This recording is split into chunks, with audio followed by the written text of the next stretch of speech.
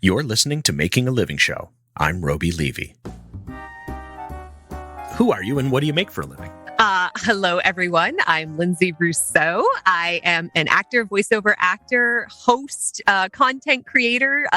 Most of my work is voiceover. And then I also host a weekly geek talk show on YouTube called The Rollout. So I also have written some short films and feature films, dabbled in, producing a little bit, have a short film in development right now. I'm pitching around a pilot that I wrote. So looking to get that sold. So yeah, a little bit of the hyphenates, as we like to call ourselves in the industry. We are hyphenates. Yes. Yeah. Yes. When I was being introduced to you, I couldn't help but think how lazy you sounded. You had nothing going on. You never were. You were just sitting around getting high, watching Star Wars. No. Yeah. I know. Like all those people who were like, "Oh man, COVID, extended vacation," and I'm just like, I was busier during all of this than I think I've been in years. Some of it was self-inflicted. I won't lie. I was like, oh, I'm not driving around town to audition. Let's write a feature film. But in addition to features and shorts and theater and acting and everything else, you have a huge part of you that has to do with action and stunts and motion capture, right? Yeah. I kind of, I won't say I fell into that. Before I moved to LA, I tangentially knew what mocap was. Of course, I'd seen Lord of the Rings and I knew, what Gollum was. And, I had been a video gamer for a while, but never really thought, mocap was still, it had been done for decades, but not a lot of people talked about it. And so it wasn't until I moved to LA. And because I do so much voiceover and subsequently so many video games, ended up finding about this world of motion capture. And I absolutely loved it. My brother is a professional stuntman. He's been in the city for well over 10 years. So of course I understood the stunt industry, and knew, I wasn't sure I wanted to go straight up stunt performer because my background is definitely more in performing in the arts. But those action elements have always been a part of me. I do extensive martial arts training and sword fighting. I'm an Army Iraq War combat veteran. So firearms and, all different types of weapons is just something that I've done for fun and really enjoyed doing, and finally found a niche where all of that could apply. And I'm not actually jumping 30 stories down and setting myself on fire. So that being said, I would not turn down stunt work if it comes my way, but, that's kind of how that came about. Right. And I mean, it's a huge part of what's just generally called acting today. Anyway, like motion capture is involved in absolutely every film that you see, certainly blockbuster styles and stuff. And even more so, I guess, with all of the, Mandalorian style, VR type backgrounds and things like that. This is all being evolved, right? Yeah. And it's interesting. A lot of people think that this is like a new technology, but video games have been using motion capture for 20, 30 years now. It's just that it's gotten better and it's gotten cheaper. The motion capture stages, with the suits and the markers, the little ping pong balls, people like that's still the norm. But like you can get what are called inertial suits, which are essentially body suits that have built-in sensors on the suit that feed directly back to the computer. And you can buy those and do those in your house, for the cheapest is like $2,500 to $5,000. The most expensive are about $30,000, $40,000.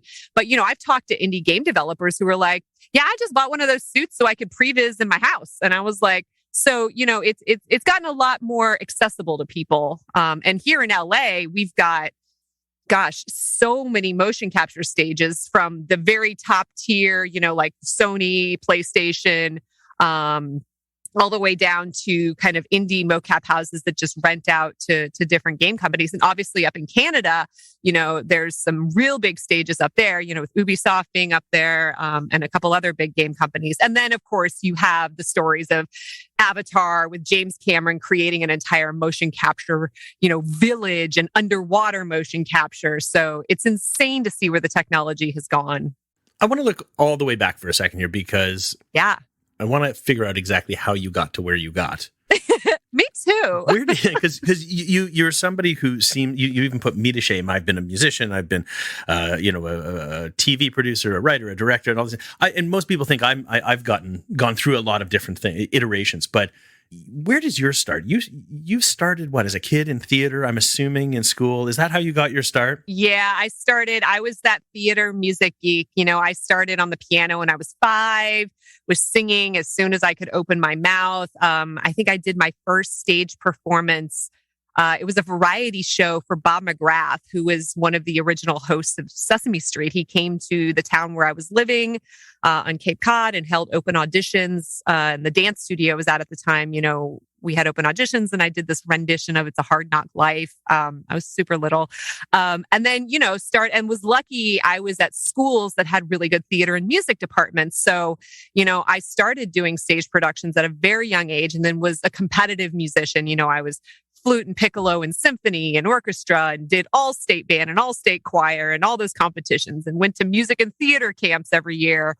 But then, I also was the overachiever who was, in all the honors classes and AP classes. And so academics were also very important to me. So, while I was doing marching band and theater and everything, I was also, so I did end up going, I was going to go to a conservatory, but opted to go to a liberal arts university instead, where I could pursue both academia and my music as well, which is what I did. I went to William and Mary, and my undergrad was sociology and cultural anthropology with an undeclared secondary minor in music. Trained in opera while I was there. And then, kind of just like life kind of blew up in my face, and I didn't really know, as it is, people fall on hard times. I did very well in college. I was an activist. I was elected student body president. But then life circumstances happened, and I kind of found myself at a tough spot. And at the time, it looked like the Army was really the only way I could get out of it. And so even though I'd been an activist and opposed the war in Iraq and went on hunger strikes and everything, I enlisted and ended up being a combat photographer and public affairs sergeant in the 101st Airborne Division, deployed to Iraq from 2005 to 2006. Documenting combat and humanitarian operations. So that was a fun year. I survived, obviously. So that's a success for me. And then got out, as a lot of vets do, you're just like, God, what do I do with my life now? It's like, well, I kind of have been doing this journalism thing and this, well, let's do that. And so I applied to a bunch of universities for grad school. I wasn't sure yet. So I applied to international relations programs and also journalism programs, and was accepted to UC Berkeley for their graduate journalism school. And I'd always wanted to go to Berkeley. So I was like, you know what, let's do that. So ended up driving cross country from Fort Campbell, Kentucky to Berkeley, and pursued my master's degree there, and was the associate producer for PBS Frontline, which had a partnership with the university. I was a Carnegie Fellow for ABC News with their investigative unit for a summer. And then once I graduated, I'd spent about a year and a half on this really, really in-depth investigative story. I'd worked on a lot of different investigations, but this one I'd spent about a year and a half, researching and interviewing women and groups as it pertains to the sexual assault of female farm workers. And by the time I got to all of that and finished it, I realized that between the Army and combat and graduate school and all of this, everything, it was just really taking a toll on me physically and emotionally. And I just was not healthy. I wasn't sleeping well. I wasn't eating right. And I realized I needed to make a change in my life. And I realized, the arts was the only time I was really truly happy. So I decided to quit journalism and went back to theater. And did that for about 6 years in San Francisco, working as, I got my substitute teaching certification. So I was teaching school on a daily basis, and I was teaching singing lessons, and was working as for a brand ambassador for a granola bar company and all these other jobs to pay the bills while trying to be a stage actor. And then realizing that's not the most lucrative industry to be in. And yet it is one of the most expensive cities to live in. I moved out there in 2008 before the tech companies moved in. So it was a little more reasonable there. I was in a great rent controlled apartment. But yeah, when the tech companies started moving in 2013, 2015, it started getting bad. And I realized I needed to make a change. And so I transitioned into voiceover and on camera, found much more success in the VO world. On camera is kind of this, I don't know, it's a tougher nut to crack. And then made the move to LA in middle of 2016 and have been here ever since. So that's the Cliff Notes version of my journey. Yes, like I was saying earlier, it's like you haven't really done much. You're pretty lazy. No. I mean, I've had people be like, story that nobody really gives a shit about. That's basically it. Yeah. Yeah, no, I've had people be like, "Are you 70?" And I'm like, "No." I was going to be really uncouth and ask you how old you were at one point, like before we started, just because I was like, I don't understand. How have you done this many things? It doesn't really make any sense. But tell me about shifting over to voice work for a second, because I'm curious how you actually got into it. Like, was there a big break? Was there a moment where you thought, "Oh, okay, I can make a run at this"? Yeah. So there was a transition period. So I was still doing theater, and I was with this theater troupe. This group of, we were three women called Her Rebel Highness, and we dressed up in Victorian clothing and put on these original musical productions and traveled around doing that. It was we competed for America's Got Talent one year. That was fun. Did you make it far in that? No. I think we showed up on stage and people were like, we don't know what to do with this. So the husband of the woman who founded that group was a sound designer for video games. And, like I said, I was a gamer, and, I was actually playing through Mass Effect at the time. And I was playing as female shepherd is the only way you should play that video game. Because Jennifer Hale is an icon in the voiceover world. She has the career that I would aspire to even emulate half of. She's one of the most brilliant, talented performers, and I think holds the Guinness World Record for female performer who's been in the most video games. Anyways, if you don't know who she is, please look her up. You've heard her. And I had this realization. I was like, you know what? This is something I think I would like to do. I think I would be good at. So I talked to him and was like, hey, I love theater, but tell me more about this voiceover thing. And he was so gracious. He put me in touch with the agency that he went through for casting for his video games. So he got me a meeting with an agent in San Francisco, who was a lovely, lovely human being, who was like, you know what? I like your resume. You've got a strong acting background. You've been doing this for 20 years. You've trained at Berkeley Rep and ACT. But voiceover is a little different. So, there's a great voiceover studio here in the Bay Area. Start training there and I'll take you on. And my friend's husband, he helped produce my demo reels originally. We kind of self-produced those, and that's where I got my start.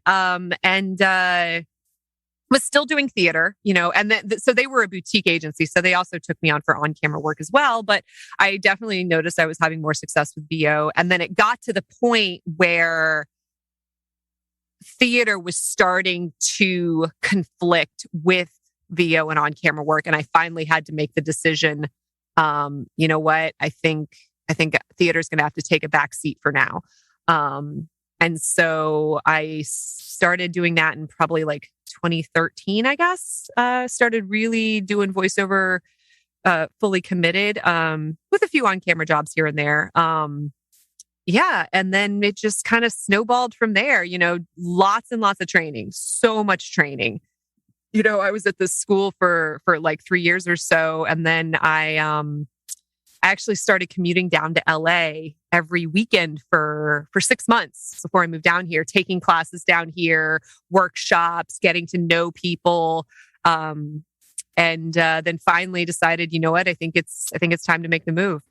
What is the role of some of the training that you've had? I mean, has that had a big impact? Did you have to learn? I mean, somebody who spent so many years in theater and already acting and teaching themselves, what were you learning and picking up in some of these classes? Yeah, so it's really interesting. Voiceover tends to not get a lot of respect, which is unfortunate, because I do think it is actually one of the hardest things in the industry to do. because acting is acting, obviously. Like if you have a strong core acting foundation, it's like playing the piano and learning music, or knowing ballet and picking up all other dances. Like if you've got that core acting foundation, that is going to serve you really well, because it's a lot harder to teach people how to act than it is to teach them how to tweak their performances for a new medium. And obviously with entertainment, it's like the way you perform on stage is not the way you perform in front of the camera, is not the way you perform in front of the microphone. So, and voiceover encompasses just a wide swath of everything. Like in order to make a living in this day and age as a voice actor, you have to be able to do everything. The days of just doing animation are long gone. I mean, that hasn't been a thing since probably, definitely since streaming became a thing, because, there's less and less of that lucrative network television that pays really great residuals. So, classes in commercials and narration and promo, and of course, video games and animation, and, trends are constantly changing. And, the difference between performing for radio spots and television spots and now digital spots. So you're constantly having to stay on the top of your game, because unfortunately with online now opening it up to all over the country, it's like you're no longer just competing with the talent living in LA. You're now competing with people living all over the country, living all over the world. It's like I have agents in, I think, like 15 different regions. So it has become much more competitive. But there's also a lot more work out there. But because of that, because of the competition, you're constantly having to stay on the top of your game. And so I have never not been in a class or a workshop, or now I'm mostly with private coaches, and, workout groups and such. But, then the networking aspect of it, but people don't, the average person, even on-camera actors, I have this conversation, they don't understand how much training goes into learning how to sound like a quote unquote real person behind the mic. Because you see that all the time. We don't want actors. We don't want voiceover actors, no announcers, real person. And I'm like, first of all, no one sounded like that since the early 90s. So come on, brands, ad agencies. But it's like, because I've coached, especially with COVID, a lot of on-camera workers being out of work, being like, hey, Linsay, what's this voiceover thing? How do I get into it? And I'm just like, ooh. And so I've coached some of them, and it's like pulling teeth sometimes, because it's not just you step behind the mic and you talk. It's like there's so much nuance, because the mic doesn't lie. It picks up on everything. And you're having to create these worlds for yourself. You don't have anyone to play off of. And even if you're doing a spot for McDonald's or LinkedIn or AAA, you still have to connect to that copy and make that a genuine, real, grounded performance, within this kind of sort of heightened reality that is commercial copy. But commercials have changed so much. In the 80s and 90s, you had those big, bold announcers, but millennials and Gen Zers don't like being sold anything. So they don't want their commercials to sound like you're selling them stuff. So you have to know how to sell them stuff without sounding like you're selling them stuff.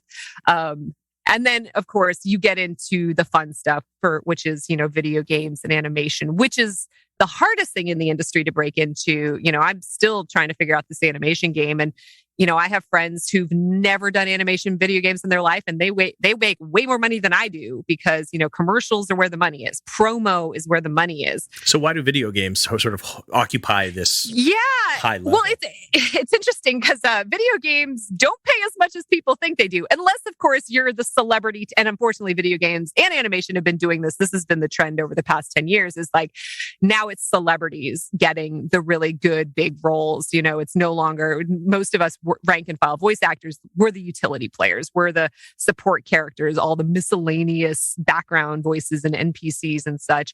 So those celebrities are getting paid bank.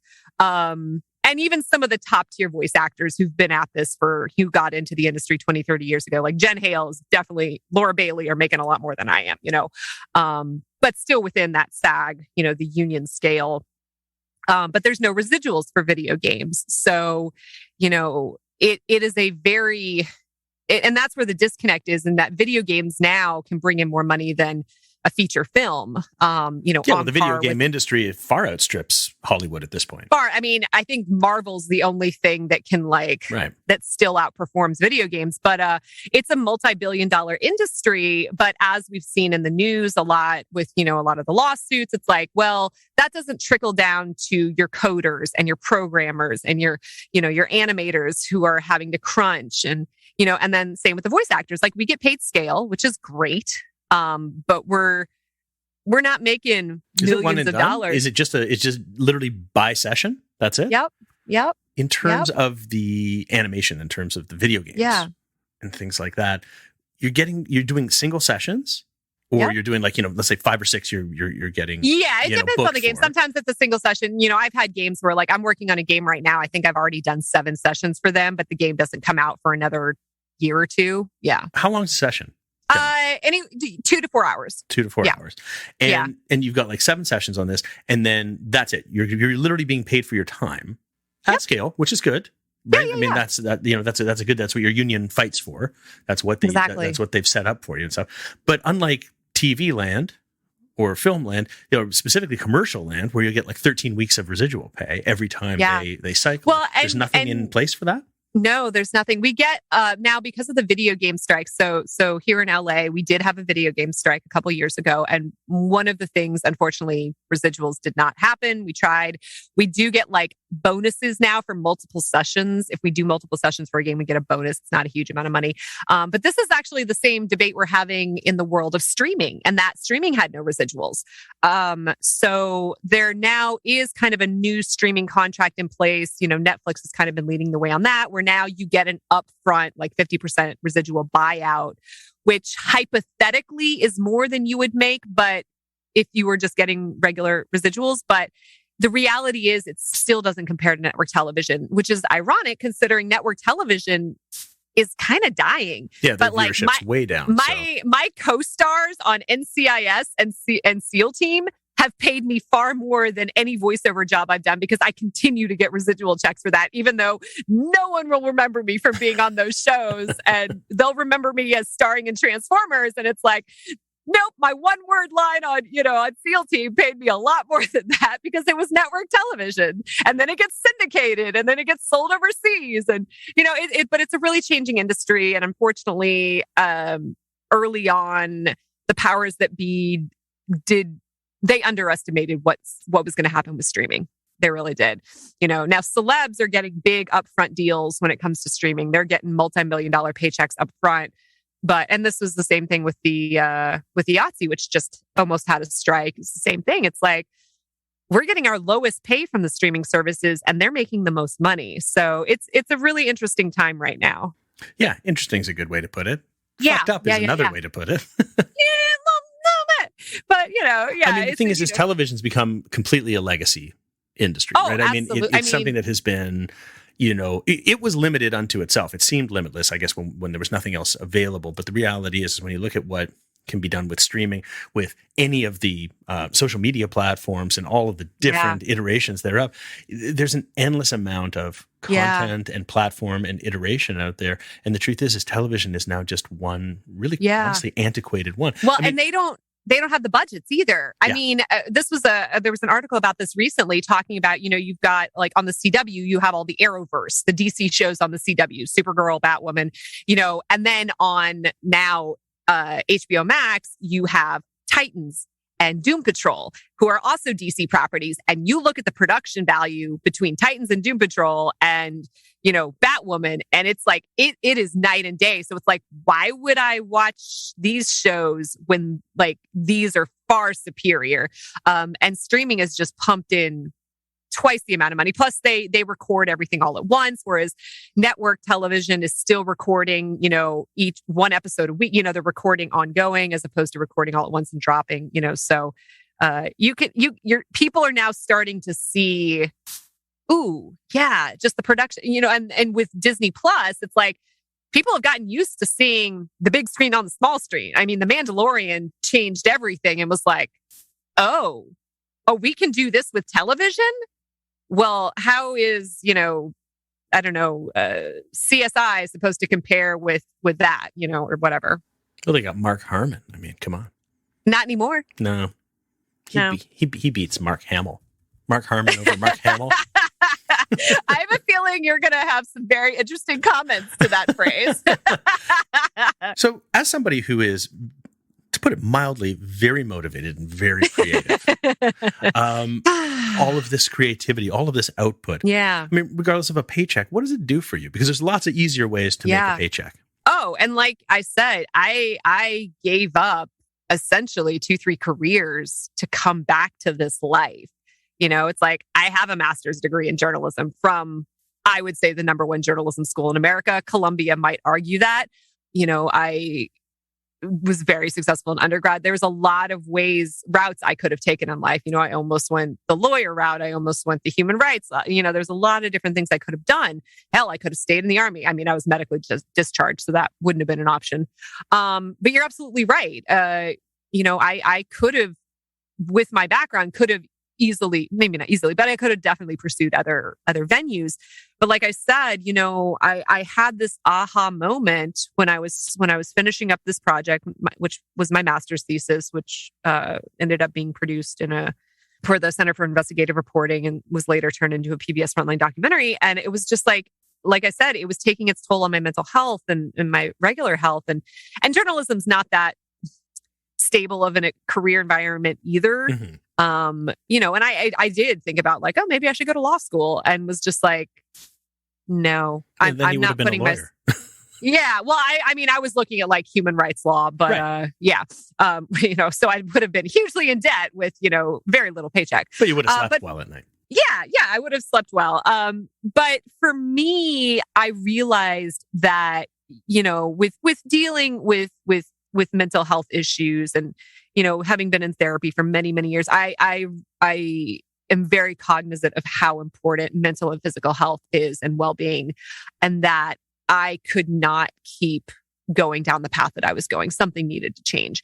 And so I decided to go into a field that was very unstable, but very satisfying, because it allowed me to express that artistic side of myself. And, you know, it was not a 9-to-5. You know, especially now here in LA, it's like I'll have days where I have nothing to do, and then I'll have days where it's like back-to-back sessions and I'm driving all over LA. You know, it's slightly unpredictable. But for me, that works. And that doesn't work for everybody. Some people absolutely need that stability and, you know, that structure. And so there are challenges with trying to impose your own structure and so forth. But well, tell me, like, what is the most challenging part about being a voice actor, and for that matter, all of the other slashies that you are? Yeah. So with the entertainment industry in general, from the performer side of things, it's that it never stops. It's always a grind. There's always more you can be doing. No matter how much you're doing, there's always more you could be, should be doing. Because there's no easy way to quote unquote break into this industry and to find stability and success in it. On the performing side of things, it's because, you know, unless you are lucky enough to get to that level with the golden words offer only, you know, I'll have days where I have 4 hours worth of auditions that I have to do. And it's like every audition's an opportunity. So if I'm not constantly auditioning, constantly training to be as competitive as possible with those auditions, constantly trying to network with people, reach out to studios, reach out to directors, casting directors, producers, writers, game developers, it's like, that's the hard part for me, is because I'm very much, like you said, I'm very proactive. I'm very much a doer. And so when I'm met with like roadblocks where it's like, you know, like with the show I'm trying to sell, I'm like, I have literally exhausted every avenue I can exhaust to try and get this in front of someone. What do I do now? You know, and then luckily I had a meeting with one of my women in film mentors yesterday, and she brought up some ideas I hadn't even thought about. So now I'm going to pursue that. But it's like, unfortunately, you can't be passive if you're wanting to pursue this type of work.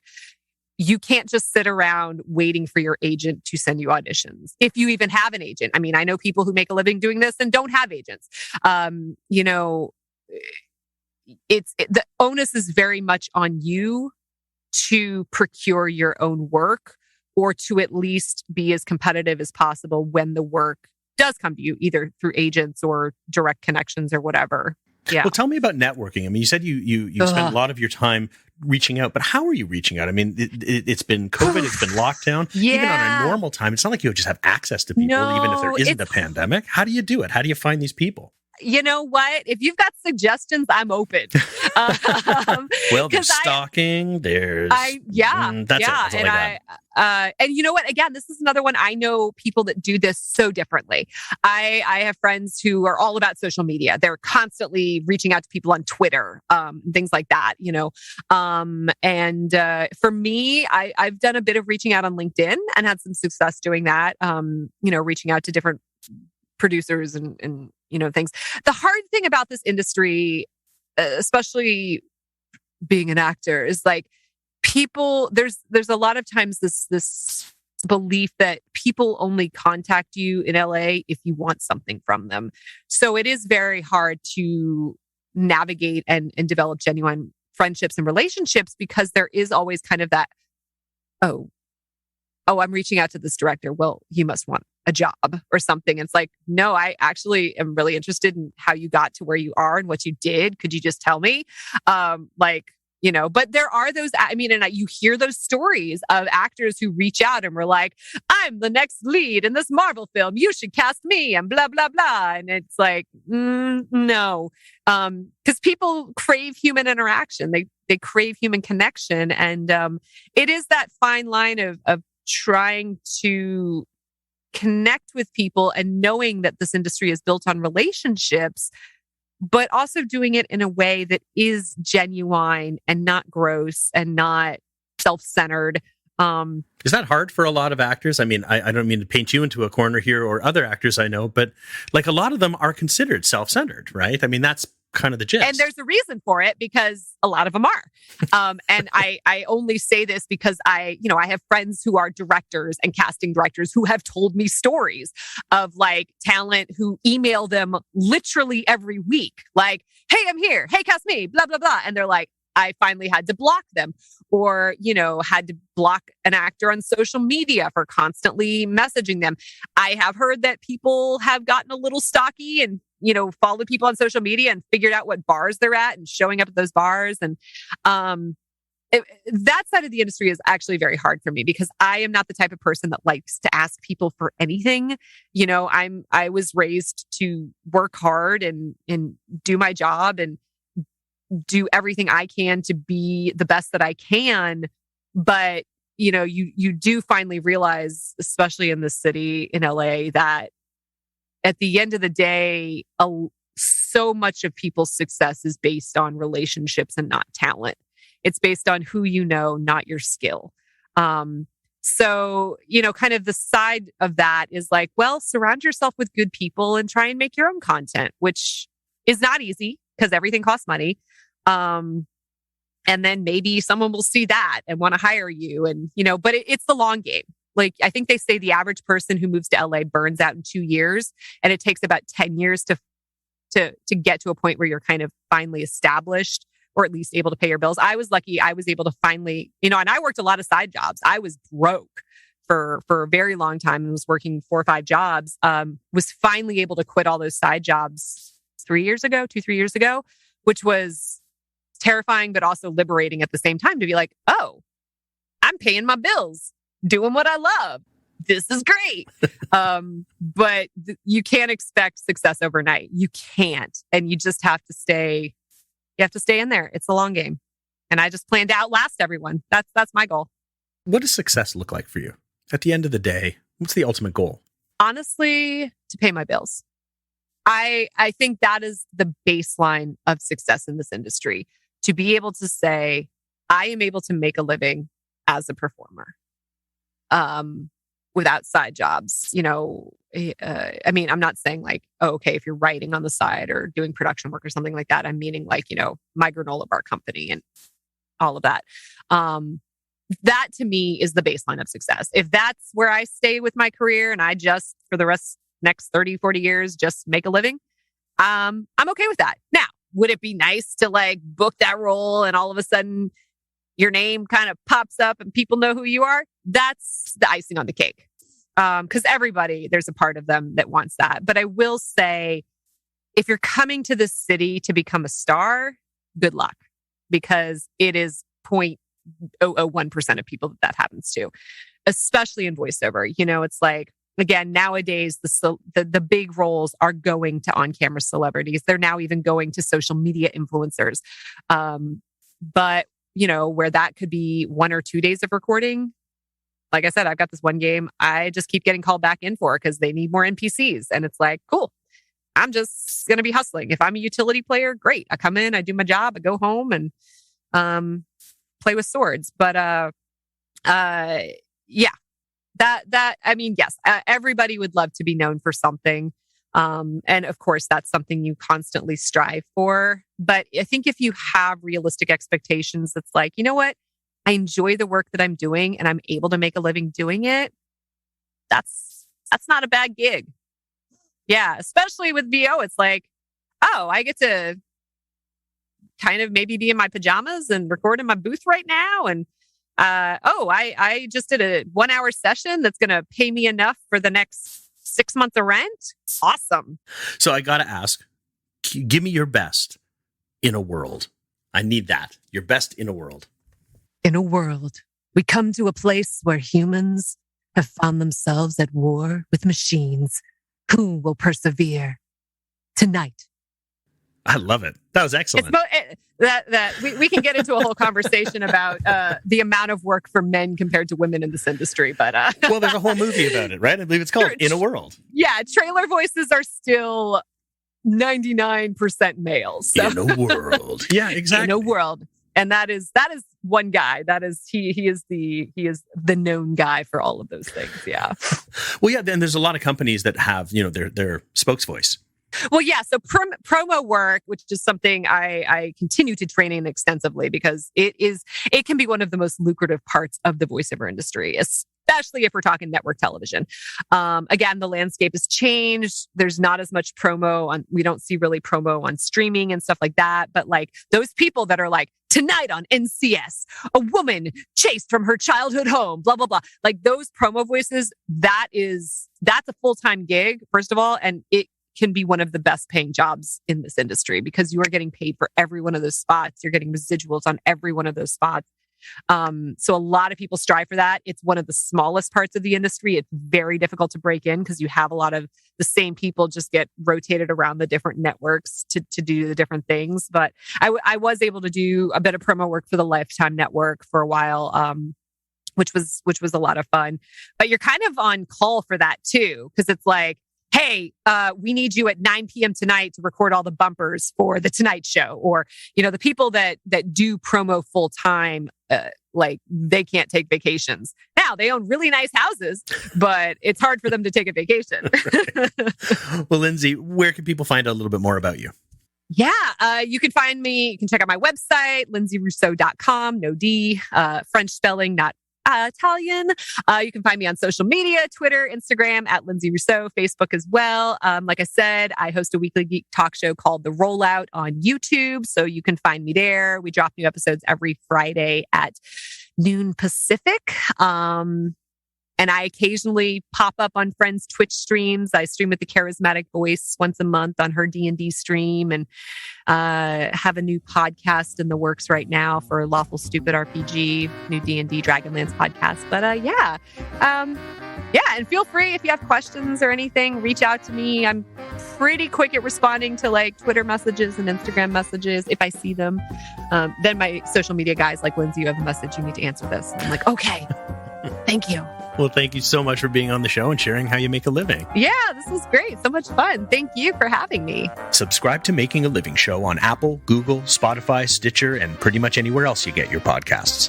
For more on the show, visit makingalivingshow.com and follow along on Instagram, Twitter, Facebook, and YouTube. Making a Living Show is produced by Next Exit Media and hosted by me, Robi Levy. Thanks for listening.